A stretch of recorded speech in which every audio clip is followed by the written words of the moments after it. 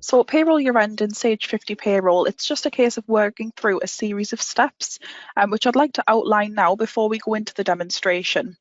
So you can see that on the screen at the moment in that screenshot. Starting with choosing the tax year, which this year will be the 23-24 tax year, as that's the year that we're ending.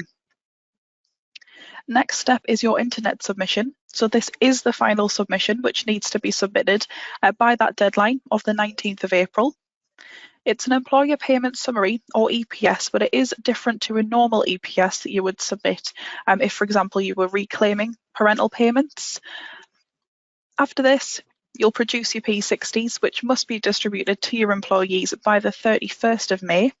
And that is a few different ways that you can produce P60s in payroll. So I'll give you a bit more information on those different options shortly as well.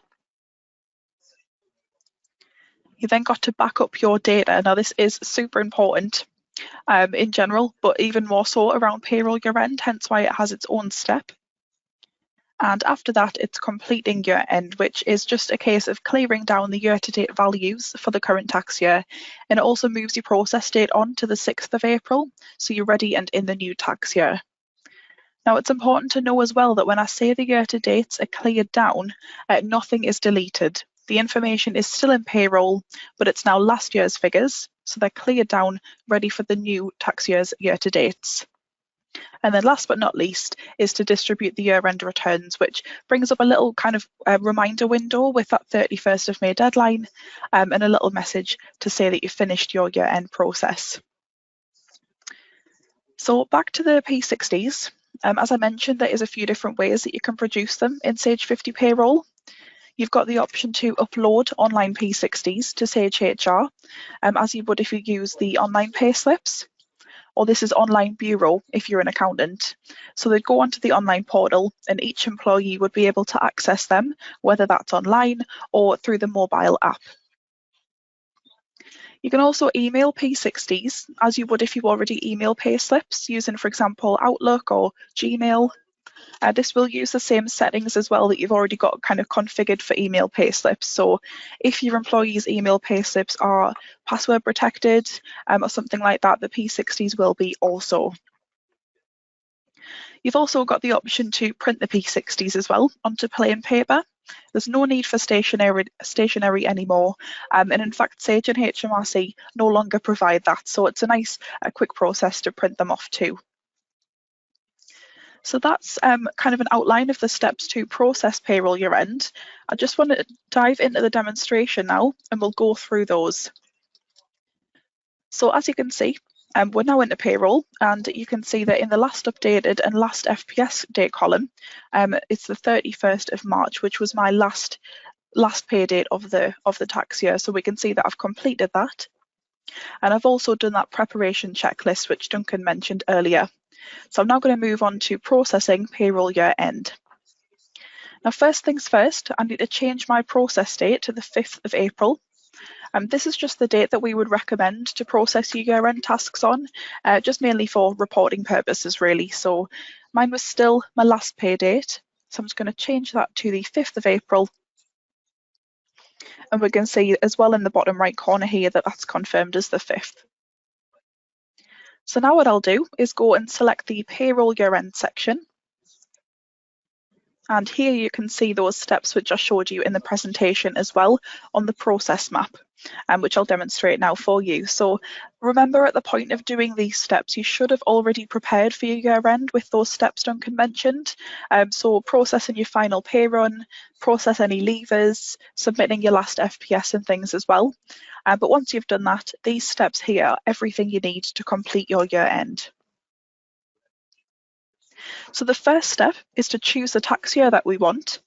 This does normally default to the last payroll year end that's been done. So like mine, yours might say 22-23. That's absolutely fine. In order to change it, all you need to do is click on it. And you will get a little message just asking if you'd like to include all employees who've been paid in the tax year, which I do. So I'm going to click on yes. And in here, just make sure that it's the 23-24 tax year for this year. and that the report's date is set to the 5th of April 2024. The only other thing in here is the cessation date. So if your company has ceased trading, just pop in that cessation date and click OK. And you can now see a message confirming that the tax year has been changed. The next step is that final submission, and this is the final submission, the last one of the tax year. You can just ignore this window as well. It's just because I'm in the training room. And I'll show you as well how you can tell that it's definitely the final one. So got the normal kind of gateway registration and company details. And if you attended part 1, you'll notice I mentioned in each of the kind of submissions, this final submission for the year said no. Now, because we're now in the payroll year end process, and this is the final submission, you can see that's confirmed as yes. So we're good to go and submit that. Another thing as well to notice in that submission, if I just bring up that window again, actually, we do sometimes get asked about the employment allowance window. So you can see here it just says NA. That is normal. So it's completely normal for it to say NA, as this is the end of the tax year. So you apply for employment allowance in the beginning of a tax year. So once you've completed payroll year end and moved into the new tax year, that's when you would then apply for employment allowance again. And Duncan will show you how to do that a little bit later. So that is step 2 complete, and it's now time to produce P60s. So whether you're printing, emailing or uploading, this is the button that you would click on. And you can see those different options in here. I'm going to click on print or email first. I'll show you these first of all. And you can use this drop down at the top to select print or email. So let's say we wanted to email the P60s. And as I mentioned before, this will use the same configuration settings you've got set up for the emailing payslips. So if you email via Outlook and maybe the payslips go to your drafts folder, for example, or maybe the password protected, the P60s will be as well. And if you've got any employees on hold, as long as they've been paid in the tax year, they will get a P60. So as long as they've been paid and haven't left, they'll still get one.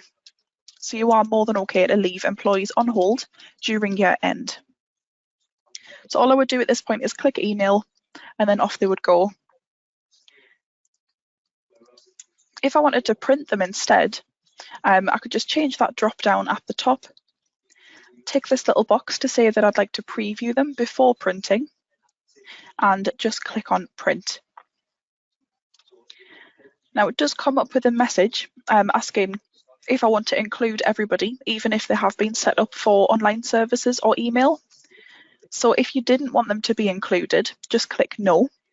But if you did want to still produce, for example, a printed P60 for everybody, even if they do have the online services set up, then just click yes, and that will still include everyone. And here is the preview of the P60s. So that's produced everybody's. And this will print out exactly as they are here. And remember, that's onto plain paper, so there's no stationery needed anymore. You can also see in the top left, you've got the option to print them, to export them as well. So if you wanted to save them maybe as a PDF, you absolutely could. If you wanted, for example, a company copy of everyone's P60s. And so you've got those options there as well. So I'll just close this. So that's printing or emailing. But we also obviously have the uploading P60s, which so far in the webinar seems to be the most common way that people will be doing their P60s this year. So today we'll be uploading them to Sage HR. But like I mentioned, if you are an accountant, this will be a slightly different process using your online bureau portal instead. Now we do have a different webinar on payroll year end for any of you who are accountants, with a few more dates coming up as well, where that process will be gone through. So I'll click on upload. And you can see the 6 employees that I've got set up for online services here. I want everybody selected, so I'll just tick that box at the top and click on upload. It's something to remember as well if you're using Sage HR. Unlike the payslips where you can schedule a day for them to be published, the P60s can actually only be published immediately.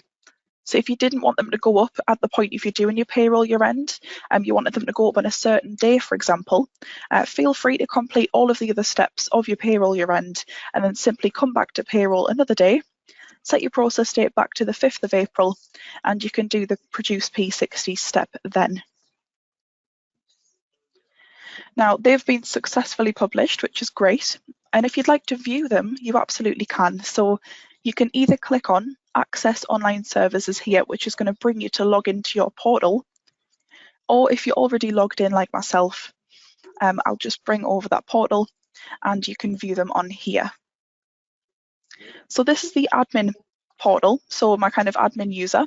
And you can see I've got the 6 employees' profiles here who've had their P60s uploaded. So if I wanted to view an individual's P60, I could click on their profile and go to the payslips and P60s section. And you can see as normal, they've got the payslips here, which you can of course download if you wanted to.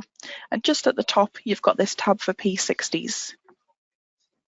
So you can see we've got last year's and of course the one we've just uploaded for this year. If I wanted to download that, I absolutely could. I can download them both if I wanted to. And I would actually like to view this P60, so I'll click on View. And we can see that here. So we've got the employee's name, NI number, of course the income details. And if we scroll down a little bit more about the statutory payments as well, so we can see this employee had some statutory paternity pay as well, the full 2 weeks there. And if I wanted to save that as a PDF, I absolutely can.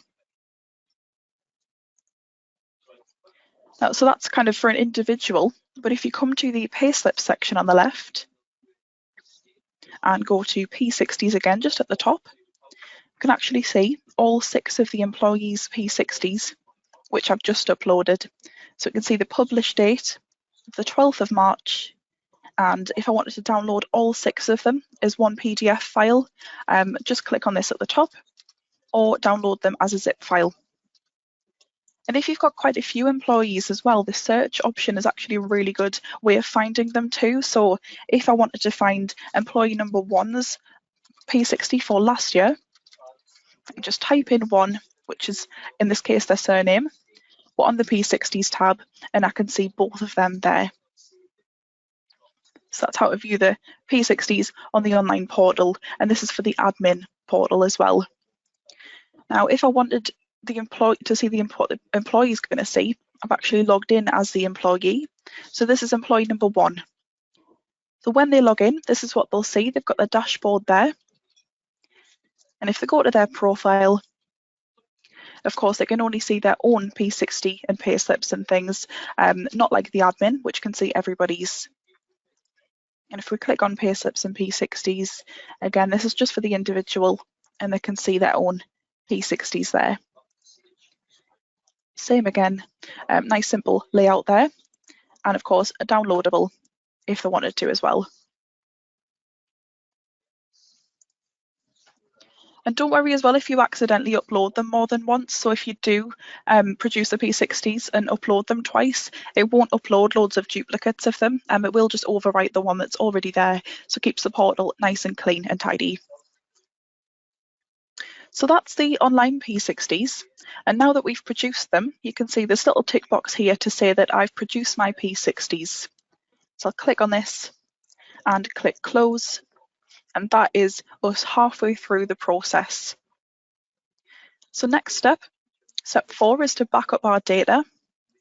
Very important, hence why it has its own step as well. So we'll click on this and I'm just going to name this something appropriate. So if we say payroll year end complete, for example, just so I know exactly what kind of the payroll was at when I took this back up. And that should be nice and quick. And as easy as that, step 4 is now done as well. So yeah, also I would advise if you do save this somewhere else other than, for example, just on your computer or laptop. So if if anything was to go wrong with your computer or laptop, you do still have that data backed up somewhere else. So you can restore that and just kind of continue with where you were. Nice little safety net there. And one of the last steps we'll move on to is completing your year end, which you just click on. And this just confirms it's going to remove those year to dates for the current tax year, as I mentioned. So they will go to historical data. So remember, they're not going to be deleted. So we'll click yes to this. And it's just a reminder to check your employees' tax codes as well. So we'll click OK. And if you've got any employees with company cars or anything, you do have the option to update the mileage records for them. But I don't have anyone with a company car, so I'll click on no. And that's that step done as well. So tax year end clearing completed. And it's just another reminder that those year to dates for the current tax year have been archived for historical data storage. And now that